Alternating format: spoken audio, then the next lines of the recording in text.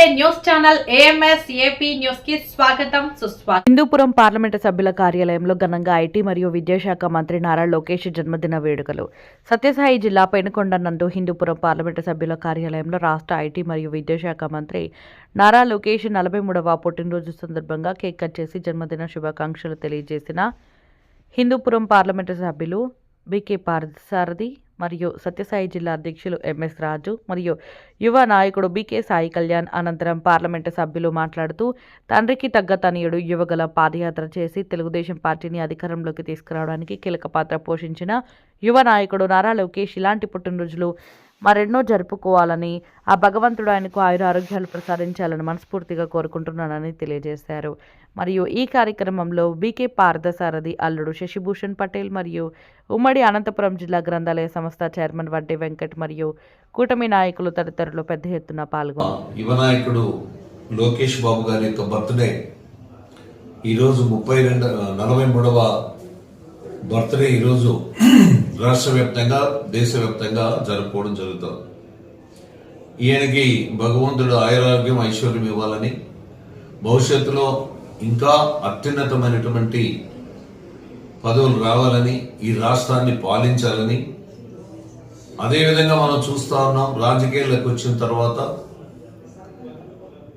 IT శాఖ మంత్రులుగా, అదేవిధంగా పంచాయతీరాజ్ శాఖ మంత్రులుగా, ఈరోజు విద్యాశాఖ మంత్రులుగా ఈరోజు ఎన్నో సంస్కరణలకు శ్రీకారం చుట్టి ఈరోజు ఈ రాష్ట్రంలో విద్యా ప్రమాణాలను పెంచాలనేటువంటి ఒక ఆశయంతో, అదేవిధంగా ఈ రాష్ట్రం అభివృద్ధి సాధించాలనేటువంటి ఒక ఆకాంక్షతో, ఒక పట్టుదలతో ఈరోజు ప్రపంచ దేశాలు కూడా తిరుగుతూ, అదేవిధంగా ఎన్నో మార్పులకు శ్రీకారం చుట్టి భవిష్యత్తులో యువతీ యువకులకు ఉద్యోగాలు రావాలని ఏవైతే మా ఎన్నికల మేనిఫెస్టోలో పెట్టామో దానికి అనుగుణంగా ఈరోజు ఈజ్ ఆఫ్ డూయింగ్ బిజినెస్ భారతదేశంలోనే అగ్రగామిగా ఈరోజు దూసుకెళ్ళడం జరుగుతూ ఉంది.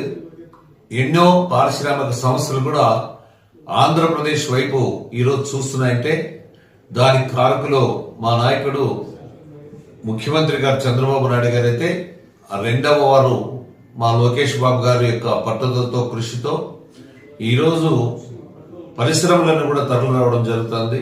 అదేవిధంగా భవిష్యత్తులో కూడా ఏవైతే ఆ రోజుల్లో ఉద్యోగాలు ఇస్తామని యువతీ యువకులకనే హామీ ఇచ్చారో ఆ హామీని కూడా తొందరలోనే నెరవేరే అవకాశం ఉంది.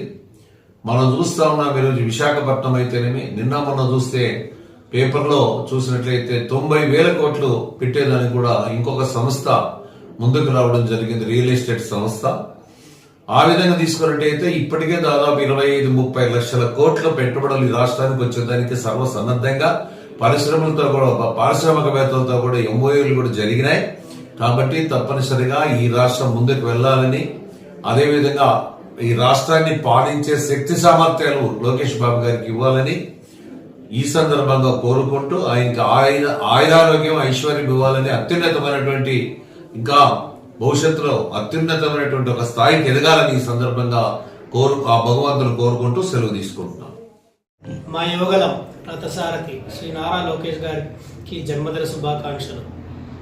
అలాగే ఆయన ఐటీ మరియు రాష్ట్ర విద్యాశాఖ మంత్రులుగా ఎన్నో సంస్కరణలు చేపట్టారు. అలాగే ఎన్నో ఇన్వెస్ట్మెంట్స్ కానీ, కాగ్నిసెంట్ కానీ, గూగుల్ కానీ ఇలాంటి ఎన్నో ఇన్వెస్ట్మెంట్స్ని ఆయన గ్రౌండ్ చేయడంతో పాటు 20 లక్షల ఉద్యోగాలు సాధించడానికి ఎంతో కష్టపడుతున్నారు. అలాంటి గొప్ప నాయకుడికి ఇంకా అవకాశాలు వచ్చి ఈ రాష్ట్రానికి ముఖ్యమంత్రి కావాలని కోరుకుంటూ ఆయనకి ఇంకొకసారి జన్మదిన శుభాకాంక్షలు తెలియజేసుకుంటున్నాను.